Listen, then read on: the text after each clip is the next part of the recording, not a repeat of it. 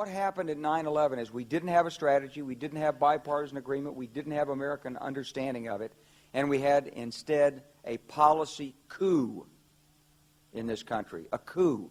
A policy coup. Some hard-nosed people took over the direction of American policy, and they never bothered to inform the rest of us. I went through the Pentagon 10 days after 9/11. I couldn't stay away from Mother Army. I went back there to see Don Rumsfeld. I'd worked for him as a White House fellow in the 1970s. All this is in the book. And I said, am I doing okay on CNN? He said, yeah, fine. He said, I'm thinking about it. He says, I read your book, and he said, this is a book that talks about the Kosovo campaign. And he said, I just want to tell you, he said, nobody's going to tell us where or when we can bomb. Nobody. He said, I'm thinking of calling this a floating coalition. What do you think about that? I said, well, sir, thanks for reading my book. And, he said, thanks, that's all the time I've got. Really. And I went downstairs. I was leaving the Pentagon, and an officer from the Joint Staff called me into his office and said, I want you to know, he said, sir, we're going to attack Iraq. And I said, why? He said, we don't know. He said, I said, well, did they tie Saddam to 9/11? He said, no.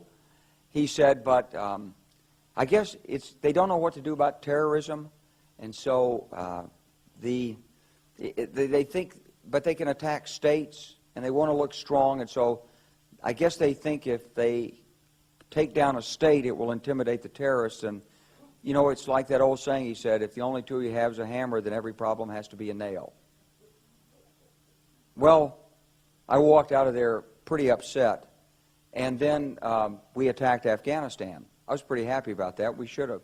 And then I came back to the Pentagon about 6 weeks later. I saw the same officer. I said, why haven't we attacked Iraq? We still going to attack Iraq? He said, oh, sir. He says, it's worse than that. He said, he pulled up a piece of paper off his desk. He said, I just got this memo from the Secretary of Defense's office. It says we're going to attack and destroy the governments in 7 countries in 5 years. We're going to start with Iraq, and then we're going to move to Syria, Lebanon, Libya, Somalia, Sudan, and Iran. I said, 7 countries in 5 years. I said, is that a classified memo? He said, yes, sir. I said, well, don't show it to me. He was about to show it to me. He said, because I want to talk about it.